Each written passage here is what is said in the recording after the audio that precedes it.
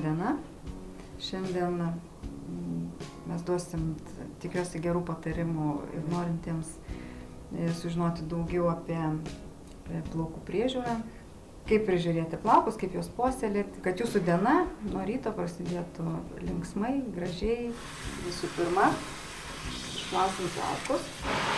Šampūnas tai yra pirminė priemonė apdorojant plauką. Reiktų maždaug žinoti savo plaukų tipą. Pagal plaukų tipą, pagal poreikį yra pritaikomas šampūnas ir kondicionierius. Svarbu yra ne tik parinkti šampūną, bet ir teisingai išplauti plaukus. Ne gremžimas nagais galvos odos, o tiesiog pirštų paduškėlėm, apvaliais sukamaisiais judesiais, išmasažuoti galvos odą. Tai ir pajausit malonumą, ir suaktyvinsit kraujotaką. Kaip dažnai reikia plauti galvą. Čia reikia žiūrėti pagal poreikį, pagal plaukų tipą, pagal esamą situaciją. Jeigu galvos oda riebi, tai tiesiog galima plauti galvą ir kiekvieną dieną. Tik tai tam turi būti pritaikytas šampūnas, skirtas dažnam plovimui, kad neperdžiovintų galvos odos, neišsausintų plauko.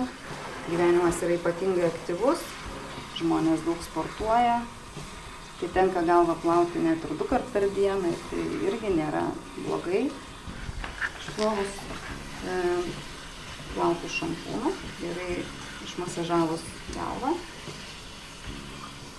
ir gerai išskalauti priemonės likučius. Ir šiuo atveju mes dėsime kondicionierių, kad atstatytų drėgmę. Kondicionierių paskirstom tolygiai ir visą plauko ilgį.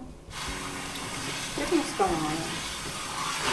Nuskalaujam tiek, kad tą perteklių nuplautume, kad šiek tiek ir liktų. Išplaunam plaukučius. Švelniai šukuojam plaukus. Šlapius plaukus reiktų tausoti. Grubiai nepešti, nerauti, nes šlapis plaukas yra jautresnis pažeidimams. Ilgiem plaukam gali būti naudojami šeriniai šepečiai, kurių šereliai yra minkšti ir jie švelniai šukuoja net ir labai susivėlusius plaukus. Skubančiam moterim tikrai nereiktų daug laiko sugaišti prie šukavimo, prie priežiūros. Ten, aišku, pagelbėja papildomos priemonės. Išdžiovinsim džiovintuvu, norint išgauti maksimalų rezultatą.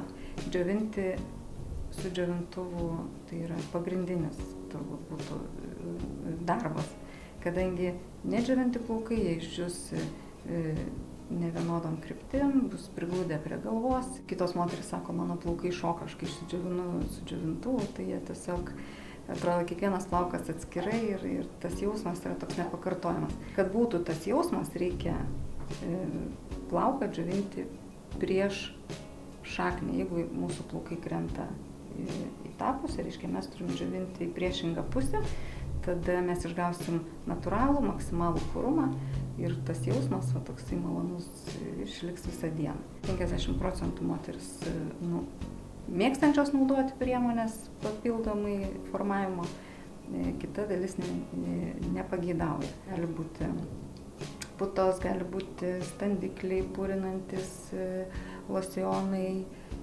Tas priemonės parekomenduoja kirpėja, parekomenduoja, kaip jas naudoti, kaip jas teisingai uždėti, kaip sudrėkinti plauką, kad tai būtų efektyvus rezultatas. Kokį karštį naudoti džiovinant plaukus?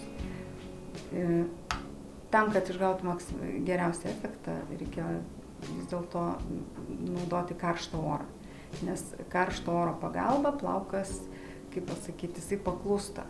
Jisai nuo šilumos, jisai reaguoja tai, ką mes darome. Jeigu mes užlenksim plauką, jisai karšto oru, jisai paklus mūsų norimai krypčiai.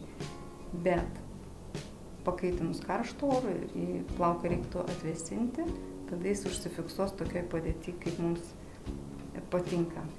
Todėl rekomenduoju naudoti karštą orą, o pabaigoje atvėsinti su šaltu.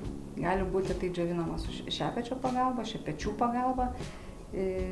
Galima džiovinti plaukus ir be šepečio rankų pagalba. Jeigu plaukai šiuo metu, kaip Daivos, tiesiai krentantis, namų sąlygom galima tikrai išsidžiovinti be jokių šepečių. Didesnis efektas buvo naudojant priemonės.